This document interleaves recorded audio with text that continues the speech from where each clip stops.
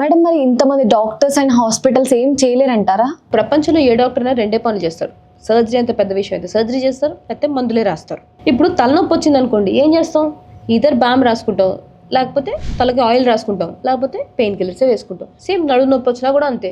నడుముకి కాపడాలు పెట్టుకుంటారు, కర్పూరాలు తైలాలు రాస్తారు, లేకపోతే పెయిన్ కిల్లర్సే వేసుకుంటారు. అలా క్యాన్సర్ పేషెంట్స్లో కూడా అయితే పైన ఏమైనా రాయాలి, పుయ్యాలి, లేకపోతే పెయిన్ కిల్లర్స్ వేసుకుంటారు. అండ్ ఇంకా వీళ్ళకి మా లాంటి డాక్టర్స్ ఉంటారు, పెయిన్కి స్పెషాలిటీ ఒకటి ఉంటుంది, అండ్ పెయిన్ ట్రీట్ చేస్తారు, అండ్ స్పెషల్ ట్రీట్మెంట్స్ ఉంటాయని అవగాహన కూడా లేదు. సో వీళ్ళు ఈ క్యాన్సర్ ట్రీట్మెంట్ ఎక్కడైతే తీసుకుంటున్నారో అదే డాక్టర్స్ దగ్గరికి వెళ్ళి మాకు సివియారిటీ ఆఫ్ పెయిన్ పెరిగిపోతుంది రోజు రోజుకి అని చెప్తే వాళ్ళు మీకు పెయిన్ కిల్లర్స్ పనిచేయట్లేదు కదా అని చెప్పి ఓపియాయిడ్స్ అని ఒక రకమైన టాబ్లెట్ స్టార్ట్ చేస్తారు. దీనివల్ల ప్రాబ్లం ఏంటంటే ఈ ఓపియాయిడ్స్ చాలా మత్తునిస్తాయి. వీళ్ళు మత్తులో ఉంటారు, కొంచెం నొప్పి తగ్గుతుంది.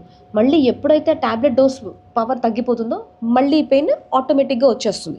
అది ఇంకా ఎక్కువ తీవ్రతతో వస్తుంది. అదొకటి. పైగా ఈ ఓపియాయిడ్స్ తీసుకోవడం వల్ల సైడ్ ఎఫెక్ట్స్, సివియర్ కాన్స్టిపేషన్తో వాళ్ళు ఇబ్బంది పడుతూ ఉంటారు. లిటరలీ వాళ్ళు నరకం అనుభవిస్తూ ఉంటారండి.